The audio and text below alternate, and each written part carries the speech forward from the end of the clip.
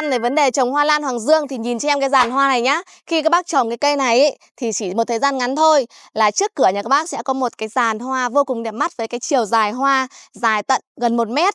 Hoa bền hơn 1 tháng nên rất là đáng trồng. Đặc biệt dòng hoa này thì không có sâu bệnh hại gì cả, thích hợp trồng trên mọi loại đất. Đây là cây lan Hoàng Dương này, em sẽ chuyển về vườn và gửi cho mọi người này. Cây rất là khỏe đẹp và có chiều dài hơn 1 mét rồi.